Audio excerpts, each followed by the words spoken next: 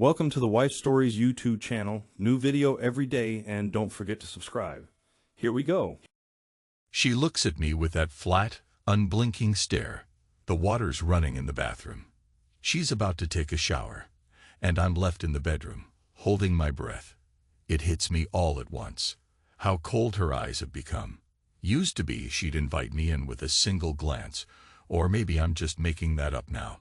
I don't even recognize the woman in front of me.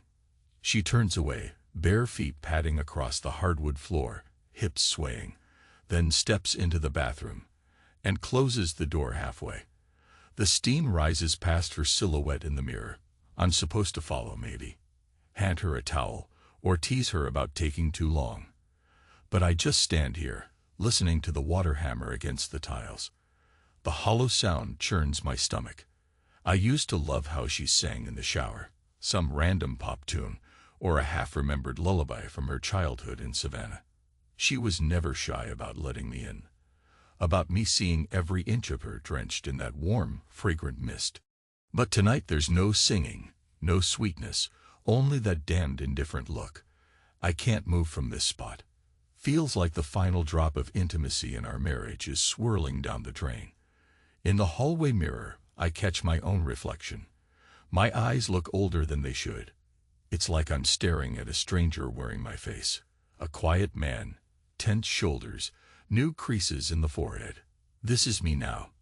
A year ago, I was laughing with her at some backyard barbecue, grilling steaks, and thinking everything was fine. I remember how sunlight caught the gold of her hair that afternoon, made it shimmer as she flipped the pages of a magazine. She'd glance up at me, smile, joke about overcooking the meat. She teased me about being too serious for my own good. I loved it about her. No fear of my moves, no fear of me. Now she slides that bathroom door shut with a gentle push, and I hear the click of the lock. She's locked me out. She never used to lock that door. A twist of the doorknob confirms it. My hand lingers there. I want to twist harder, to break it, but my hand just drops. Doesn't matter anyway. I'm not sure I want to see what's inside. There's a sense of drifting. My mind leaps through scenes, my own personal kaleidoscope of regrets. It jumps back to when it all started going downhill, to the phone call from my mother that never happened, to the impulse that made me lie and say I had to drive to Virginia to see her because she's ill. That lie. That easy, casual deception.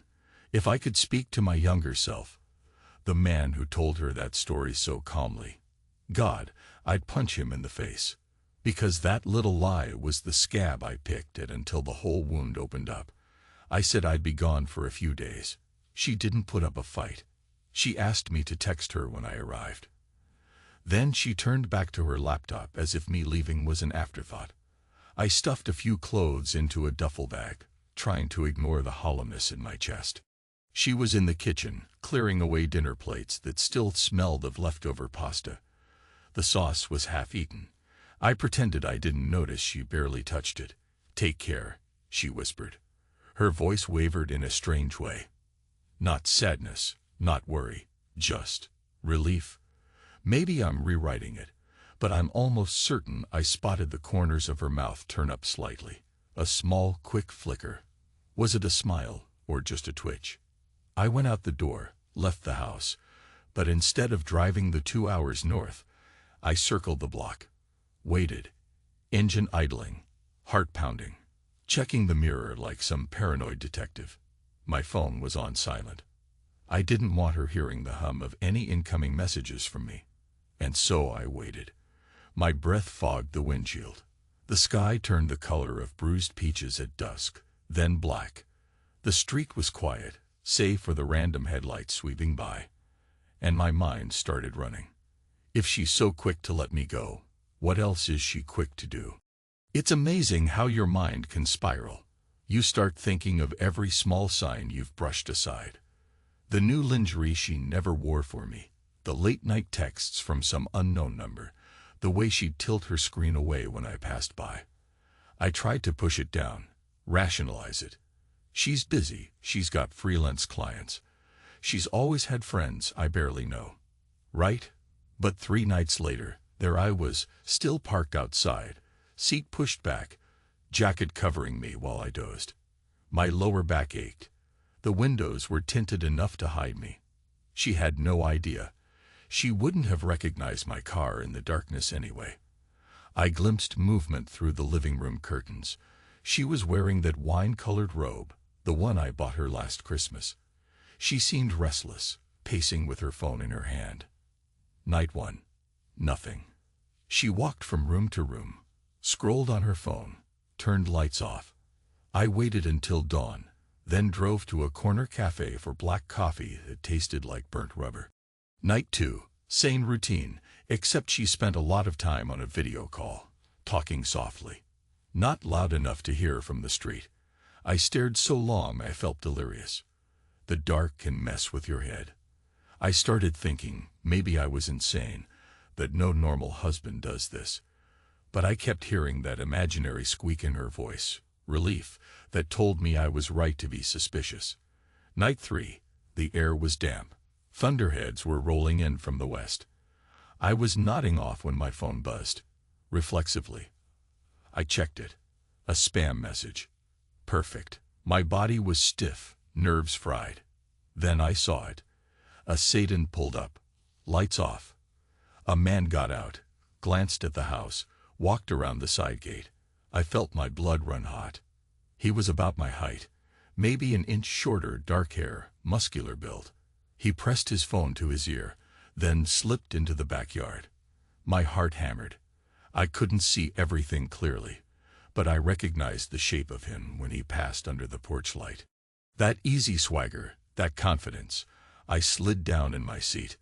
1,000 thoughts raged in my skull. Do I barge in now? Do I film him going in? Do I even want to see what they do? I waited until the sky cracked with lightning.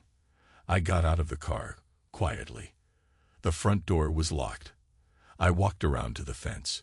There, just beyond a half-drawn curtain in the den, I saw them, silhouettes pressed together in a slow, intimate dance. Her hands on his arms, his hands on her waist. My breath caught. I couldn't hear them, but I knew. I recognized that closeness, that familiarity. A single lamp lit them from behind, enough to see her lift her face, parted lips meeting his. She wasn't rejecting him. She was pulling him closer. Thunder rumbled, and for an instant the sky lit up. Her robe slid off one shoulder, revealing the soft curve of her collarbone. His hand pressed to her back. I swore under my breath, feeling the sting like a hot iron in my gut. A wave of nausea rolled over me. Part of me wanted to burst in right then, but something pinned my feet to the ground. Call it shock, or maybe a twisted desire to see how far she'd go. Or maybe I was just a coward in that moment, not ready to face the final blow. I glimpsed her hair falling around her face, watched the angle of her head as she sighed into him, and I nearly lost it. That's when her phone chimed. She jerked away from him, scooped her phone off the coffee table. He tried to pull her back into the embrace, but she was reading something. A brief hesitation. She typed quickly. Then came the short laughter, quiet but distinct. He took the phone from her, typed something too. Another beep. She set the phone aside. Her robe gapped open just a bit. He kissed the line of her throat, and she let out a whispery laugh, sliding her hand down his side. That was all I could watch. I forced myself away from the window, clung to the fence in the dark, wanting to hurl the contents of my stomach onto the flower bed. My eyes burned. My chest felt like a live wire. And amid that swirling chaos, a weird, black kind of humor slipped into my head, like a voice saying, "Well, at least you're not crazy. She really is cheating." My lips twisted into something that might have been a grin or a grimace. I wanted to die right there in the soddy grass. For a second, I wondered if the lightning would just strike me down. Or maybe strike them. A part of me wanted to see the whole house go up in flames, like some biblical punishment. But the sky only rumbled on, indifferent. I crept back to my car, drenched by the sudden rain. I smelled like wet pavement and heartbreak. Punched the steering wheel a few times, almost forgot to breathe. The front porch light flicked off. I sat there, engine silent, counting the minutes. The storm grew louder. I pictured them in my bed, in the bedroom we'd shared. Or maybe they preferred the living room couch or even the floor. My imagination tortured me with every detail. Something in me snapped. I needed revenge, or I needed peace. Maybe both. For the next day, I couldn't decide what to do. Should I confront her alone? Drag that bastard out by his hair? My mind spun. I ended up making a call. One of those websites that offer role-play actors for pranks, real estate showings, or bizarre personal scenarios. A half-baked plan took shape in my head. Humiliation, payback, something that would finalize this betrayal in a way that let me walk away unburdened. I never realized how petty it might look until I heard the polite voice on the other end say, "So you want an actor to pose as the new owner of your house?" And God help me, I said yes. I gave them an address, set a time. I felt crazy, but inside me was a swirl of numb coldness and frantic desperation. Cold is also an emotion, a part of me said. Maybe I was just trying to justify my heart turning to ice. Maybe I was done being the good guy, done being the stable man who quietly endures. If she wanted to throw everything away for some muscle-bound trainer, fine. I told her I had to head back to Virginia in a hurry because my mother's condition worsened. Threw some clothes in a bag in front of her, zipped it up tight. She looked at me with what I'd call relief again, masked behind a faint show of concern. Gave me a little peck on the forehead. I turned away so she wouldn't see my face contorting. The plan was set. I'd leave, circle back, hide the car a block away, and wait for my moment. That evening, after 2 hours of motionless waiting under a flickering street lamp, I saw her in the window. The house was silent, no lover in sight. My phone was on silent too, tucked in my jacket. She paced the living room, looked bored, turned on the TV but barely watched it. Hours crawled by. I pressed my skull against the driver's seat, eyes half-lidded, knees aching from tension. Finally, on the third night, a message must have arrived on her phone that made her shift, because she grabbed the phone, typed something, then started for the bedroom. I glanced at the time. Nearly midnight. My leg was numb. I was about to doze off when I noticed the screen light up in her hand. She read something, typed back. She seemed restless. I thought maybe the guy was on his way, but he never showed. Instead, she just lingered near the couch, a frustrated expression on her face. It was nearly dawn when a new voice message came in. I heard it because the living room window was slightly open. Her phone's volume was high, or maybe she had headphones out. The voice was male, low, intimate. "I still feel your hands on me." My heart rate spiked. She froze, her eyes darting around like she was checking if anyone might overhear. Then, in a panic, she pressed the phone to her ear. But it was too late. I was already standing there in the doorframe. Because in my mania, I'd left the car behind and walked right up to the front porch. To this day, I don't recall unlocking the door. Maybe I had a spare key in my jacket, or maybe she forgot to lock it. I just remember stepping inside, the faint smell of her perfume drifting through the air, and seeing her hold the phone with trembling fingers. The moment she spotted me, her face went white as chalk. She stammered something. My presence was unexpected, sudden. I must have looked deranged, hair matted from stress, eyes bloodshot from lack of sleep. She tried to speak. "I can explain," or "It's not what it sounds like," or some other desperate words. I said nothing. My voice was locked in my throat. She stumbled forward, pleading, her robe hanging awkwardly off one shoulder. I noticed a faint red mark near her collarbone. I thought of him again, saw visions of his mouth on her skin. I didn't even realize my hands were shaking until I tried to rub them together, as though the friction might calm me. She insisted I give her a chance to talk, but the swirl in my head was deafening. I parted my lips, exhaled, but no words came out. Something about her frantic expressions, her half-lies forming on her tongue. It made me calmer, more focused. My mind drifted to the phone call I made to the actor. He was supposed to arrive soon. This was all timed. I checked my watch, pretending not to care about her pleas. She touched my arm. I jerked away. The doorbell rang. She startled. For a second, I thought it might be the lover. Maybe Mark, the guy from that night in the den. But it was the actor I'd hired. I'd seen a photo in his online profile. Older than me by a few years, silver in his hair, a well-fitted suit. I opened the door. He offered me a polite nod, stepped inside without a word, and walked straight past her, setting down a briefcase. He turned to me with a confident grin, as though we were old friends. She stared at him, confused, fear creeping into her features. I still hadn't uttered a proper word. My chest was on fire, but outwardly I was stone. She kept glancing at me, then at him. "Who is this?"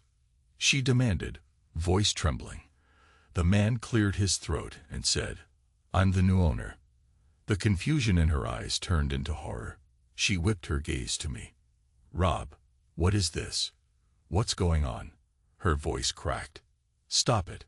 Tell me what's happening." He set a ring of keys on the coffee table. Clank. The sound echoed. He smiled at her, warm as a rattlesnake. "Don't worry, sweetheart. You'll get used to the new arrangement. You'll love the furniture I'm bringing in, especially the new couch." She turned impossibly pale. Her knees seemed to weaken. She groped for the edge of the sofa to keep from stumbling. The realization that everything was collapsing, our marriage, her security, the house, was slapping her across the face in real time. And I just stood there, arms folded over my chest, that black humor simmering again. My heart pounded with a furious sense of justice, but behind it was a wave of sorrow so deep I could drown. She started crying, or half crying anyway. Possibly she was just in shock. Her words tumbled out in broken pleas. "Rob, please, let's talk. We can fix this." The man just raised an eyebrow at me, as if to say, should I keep going? I gave him a small nod. He strutted over to her, placed his hand gently on her shoulder, called her darling. She recoiled as though his touch were acid. Good. I wanted her to feel a piece of the revulsion I felt seeing her with that other man's hands all over her. "Your husband asked me to finalize a few documents," he said smoothly, rummaging in his briefcase. I swallowed. My mouth tasted like battery acid. I managed to speak at last. "You said you needed an explanation. Let me give you one." My voice was low, shaky. She fell silent, tears brimming in her eyes. The actor offered me a pen, but I waved it away. "This house isn't mine anymore," I said, not in my heart. "I'm done paying for everything. The mortgage, the bills, the illusions. I'm done feeling obligated." She shook her head, hair swinging. "Obligated? What? You're not obligated. We're a family." I almost laughed, but it came out as a strangled cough.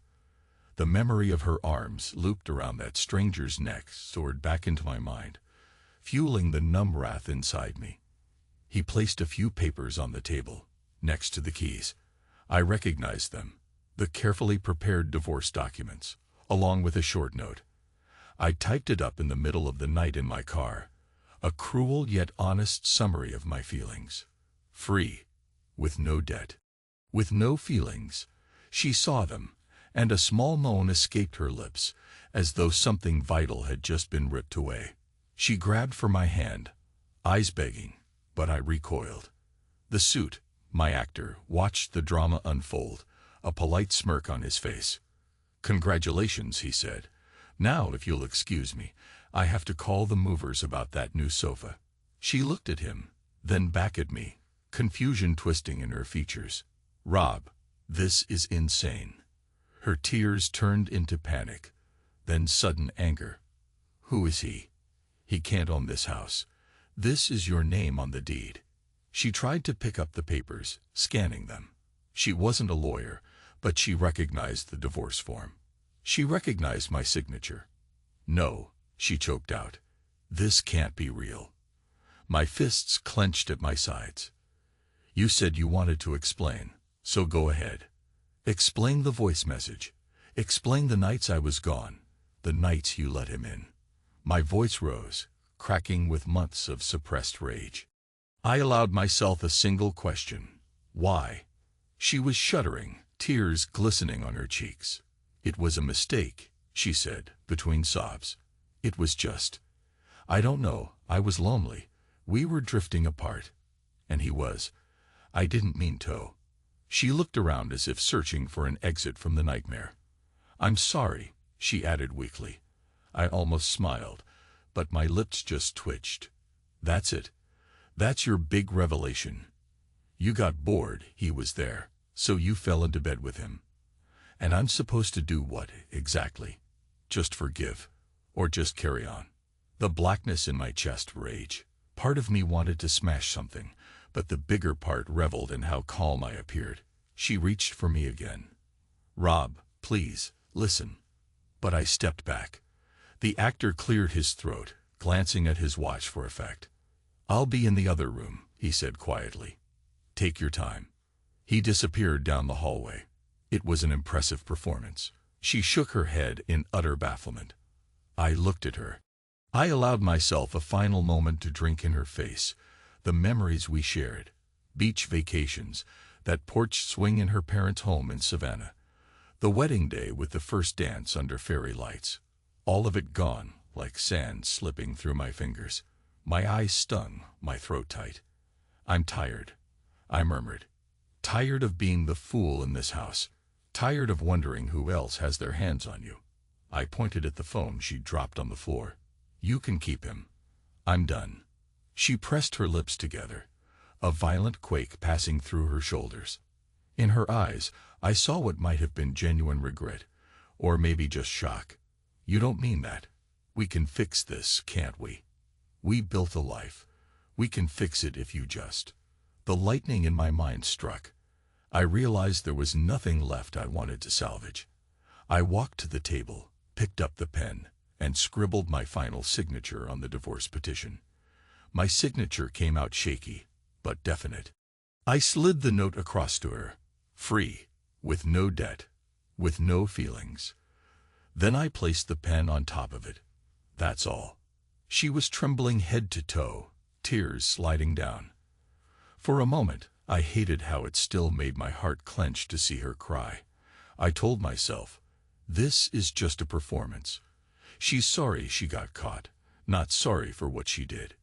Maybe that was true, maybe not, but it was enough to keep me from folding under the weight of her tears. I turned to walk away. She lunged after me, grabbing my sleeve. Rob. I faced her briefly, eyes burning. She stared back, wordless now, her lips parted in helpless confusion. The hush was deafening. Finally, I shook her hand free. I went to the front door, pulled it open. A swirl of cold morning air swept in. I sensed the actor waiting in the hallway, ready to complete the charade of taking over. She was behind me, breath unsteady. Don't, she whispered, voice breaking, don't go. But I didn't even glance over my shoulder. Enough was enough. The final step over the threshold felt like crossing into another life.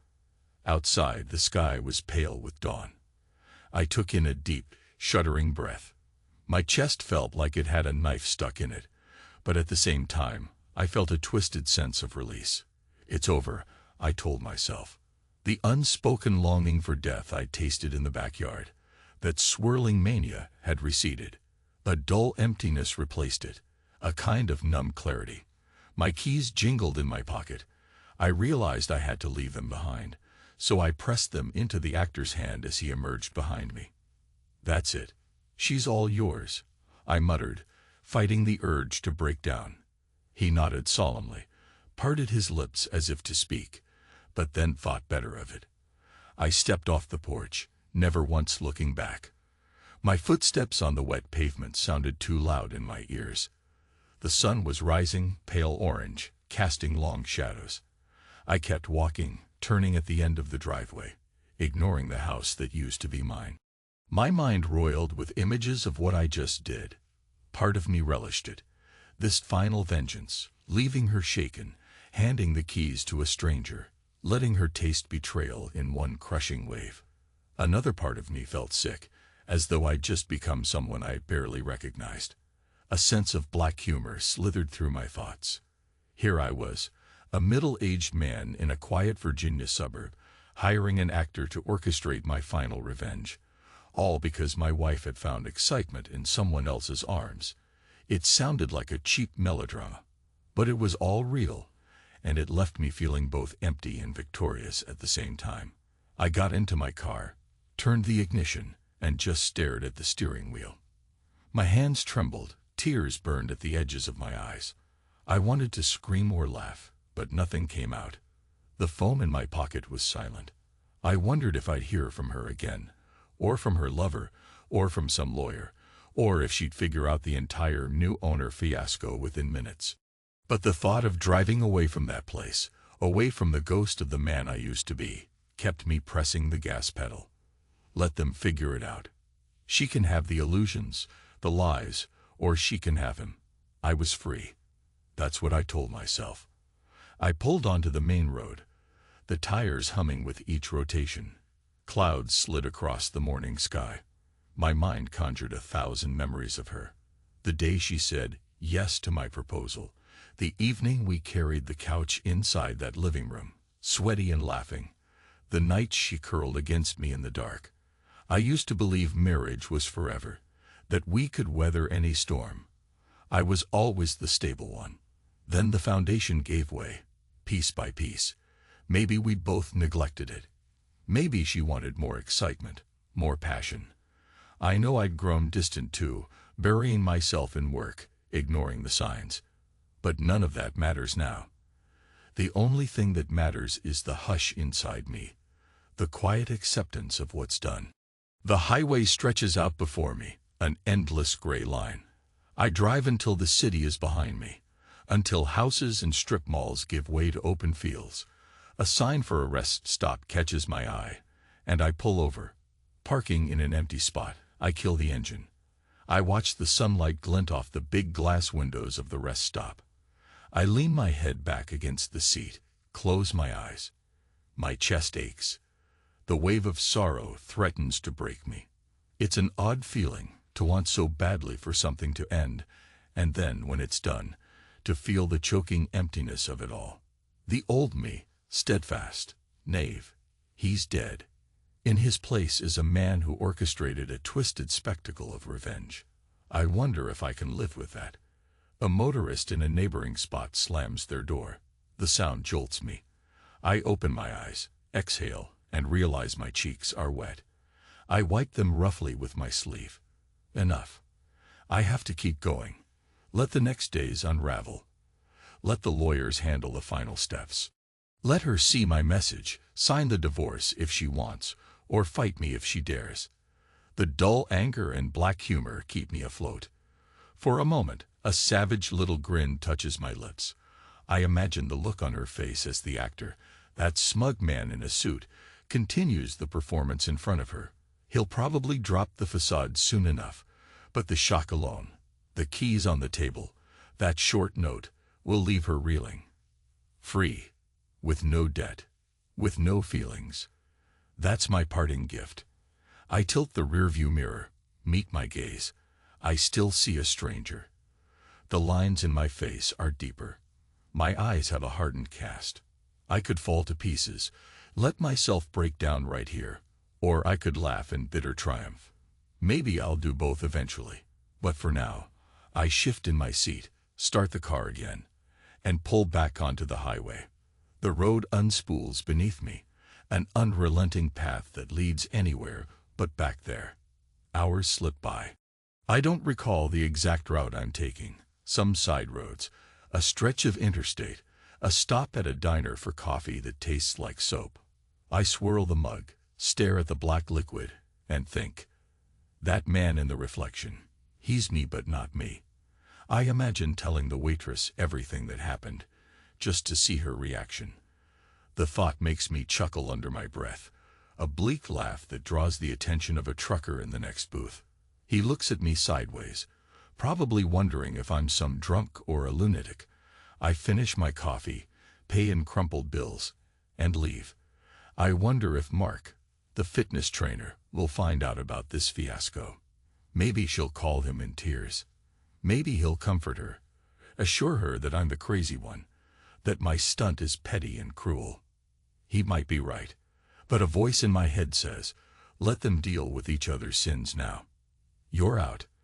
That voice is the only thing keeping me from turning around and caving in, from letting the sorrow swallow me. I bury the more tender memories under the rubble of betrayal. By nightfall, I end up checking into a shabby motel off the highway. The neon sign buzzes overhead. My room smells of stale cigarettes and disinfectant. Tossing my bag on the bed, I slump into a rickety chair by the window. I don't bother with the TV. Instead, I stare at my phone. No missed calls. No texts. I half expected her to blow up my phone with pleas or curses. Maybe she's in shock. Or maybe she's given up, too numb to fight. A wave of exhaustion hits me. My body wants to sleep, but my mind is restless. Scenes replay in random order. The time I first kissed her in that cafe in Pittsburgh, the sound of her laughter when we danced in the living room, the shape of her body pressed against Mark in the glow of the lamp. I rub my eyes, mutter curses. The memory of that day's confrontation stings fresh. The way her voice sounded when she pleaded with me to stay. Her tears, glistening on her cheeks. A sliver of doubt pricks me. Was I too harsh? Should I have at least listened to her? The rational side of me scoffs. She had her chance to talk. She used your absence to let him in. You gave her everything, and she threw it away. The black humor creeps back in. This is what it's like to be the star of your own twisted soap opera. I think about calling my mother, explaining everything, but she's old, and her health is fragile enough that I don't want to burden her with this heartbreak. Then there's my father, halfway across the country, who rarely calls. We're not close. Maybe I should just keep it to myself. Let them think I'm still the stable, dependable son, the perfect husband. They'd never guess I was out here, in a seedy motel, torn up by a betrayal that cut to the bone. I try to sleep, but nightmares swirl behind my eyelids, images of them locked in each other's arms, me pounding on the window, her turning away. My body jolts awake in a cold sweat. I yank the covers off, sit at the edge of the bed, heart thumping. 3:12 a.m., the neon sign outside flickers red. I bury my face in my hands, wrestle with the emptiness gnawing at me. Part of me wants to vanish, to stop existing. That old longing for death creeps back. But a bitter voice counters. She's not worth dying over. Eventually, dawn approaches. I toss my few belongings back into the bag, check out of the motel. I feel a pang of shame handing the key to the bored clerk who doesn't even glance up. I drive aimlessly, heading nowhere in particular, just away. I let the radio play mindless country songs. My mind wanders to what I'll do next. File the final divorce papers properly. Find a new place to stay, maybe near the city. I have enough savings for a small apartment. The rest can be hammered out with lawyers. My job might be flexible enough to let me transfer, or maybe I'll just quit. That half-sick fantasy of leaving everything behind seeps through me. Start fresh, new name, new identity, because everything in my old life is tainted with her memory. Somewhere around midday, my phone vibrates. I nearly drop it in surprise. A text message. I pull into a deserted gas station to read it. It's from her. A single line. Please talk to me. I'm so sorry. My chest tightens. The swirl of emotions returns. Anger, pain, an odd pang of pity. I punch out a reply. I have nothing to say. Then I delete it before sending. I end up leaving her message unanswered. Let it hang there. She can drown in the silence I endured for all those months of suspicion and heartbreak. I fill the tank, watch the numbers climb, stare at my reflection in the dusty gas pump display. A ghost stares back. My phone hums again. Another text. I'll sign whatever.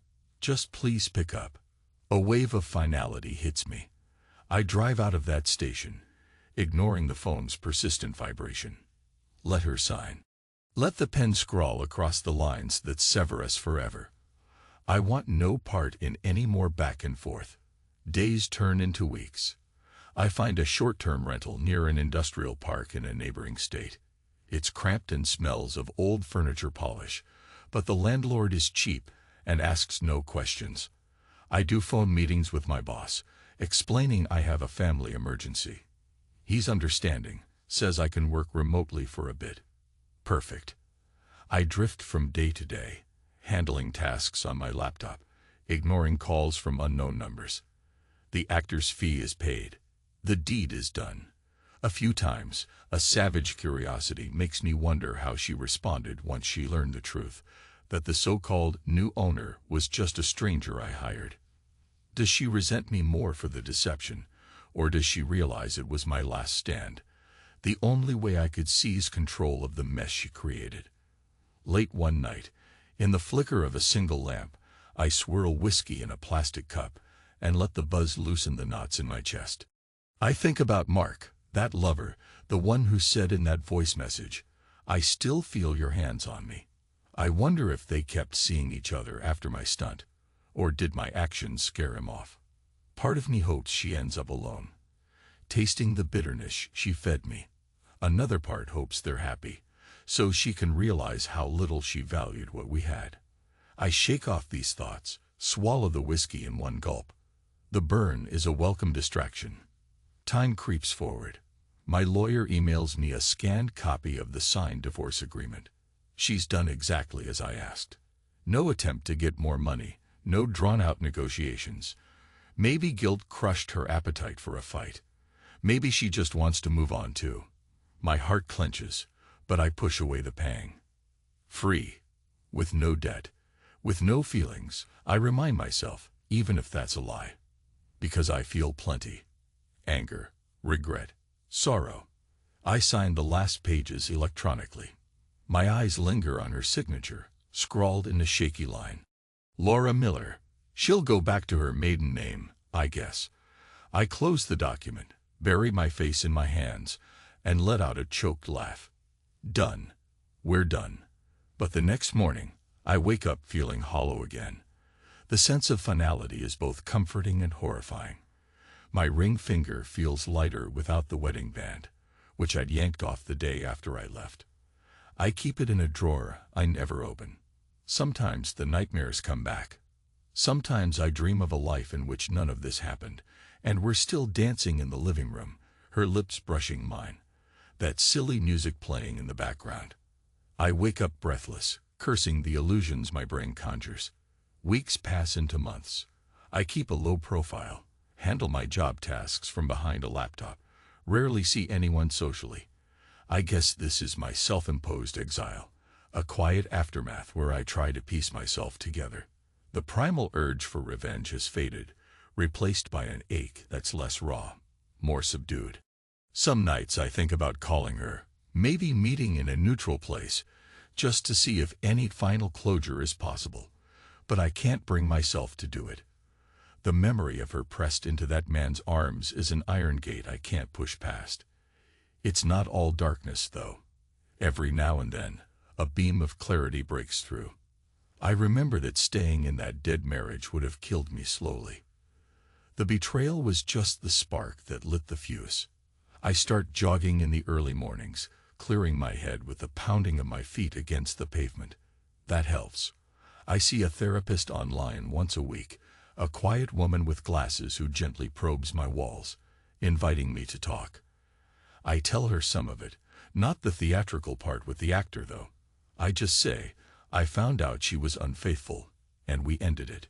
She nods and occasionally says, "How does that make you feel?" I shrug and say, "Cold." Because cold is better than shattered. Sometimes, behind that cold, I still want to crumble. The therapy is slow, but it's something. I discover that the line between wanting to die and wanting to live can blur when your entire identity cracks. But each day, I get out of bed, I log on for work, I feed myself, and that's a start. Then, one evening, months later, my phone lights up with a number I recognize. I hesitate, nearly let it go to voicemail, but something makes me answer. "Hello," I say, voice guarded. A slight pause. Then I hear her. "Rob." Her voice is subdued, as though every syllable costs her effort. I almost hang up. "Yes." She exhales shakily. I know you probably don't want to talk to me. I wanted to say I'm sorry. For everything." There's a tone in her voice that sounds genuine, but it's hard to trust my own perception anymore. I rub my forehead, lean against the kitchen counter. My eyes close. "Don't, Laura. We did all this already." My voice is weary. "I know. It's just..." She inhales sharply. "I signed the papers, so I'm not calling to fight. I'm calling because..." She breaks off. Then, in a trembling whisper, "Because it still hurts. And I know I caused it. I know you must hate me." Silence drifts between us. I can almost hear her tears through the phone. Oddly, I'm not angry. I'm just tired. "I don't hate you. I just don't care anymore." I say, though that's not entirely true. A part of me does care, or I wouldn't feel this prick of sorrow. But it's the only reply I can muster. She sniffles. "Okay," she says quietly, voice cracking.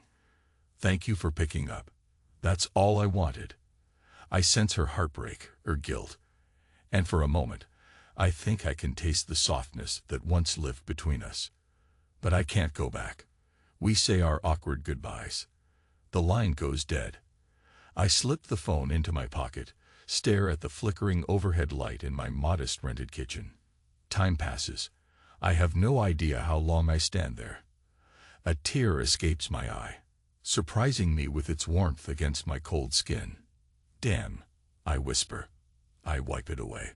She's out there somewhere, wanting absolution. I can't give it. If she finds comfort with Mark or on her own, that's her path. We're strangers now. Months after that phone call, I come home from a morning run. My breathing is labored, sweat dripping. The therapies helped me see how misguided my revenge was, though a part of me still defends it as the only way to break free from my endless heartbreak. I no longer see it as a triumph, more like a desperate act from a desperate man. I catch my reflection in the hallway mirror. My hair's more streaked with gray than before. My posture's straighter, though. Something in my eyes is calmer, quieter, if not entirely healed. I remember her face in that final moment. The actor's smirk, the keys on the table. I imagine what a spectacle I must have been, orchestrating that show of dominance and betrayal. I wasn't better than her that day. I was just the other side of the coin. But I made my choice. And in the months since, I've learned that survival doesn't come in a neat package. It's ugly, raw, a daily slog. Sometimes I'm fine. Sometimes I'm not. But I keep moving. I fix a simple meal, sit at my tiny dining table. Outside, the trees are bare. Winter's coming. The cold seeps into the cracks of the windows. I take a slow breath. Cold is an emotion too, I remind myself. And that's okay. Because it means I'm still alive to feel it. Tomorrow, I might drive somewhere new, maybe look for a better apartment. Maybe I'll take another step, rejoin the world. Then again, maybe not.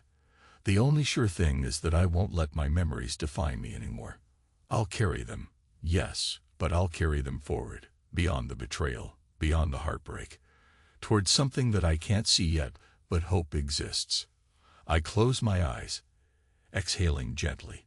That's it. That's all. I'm done. I don't know if it's peace or emptiness, but I welcome the silence all the same.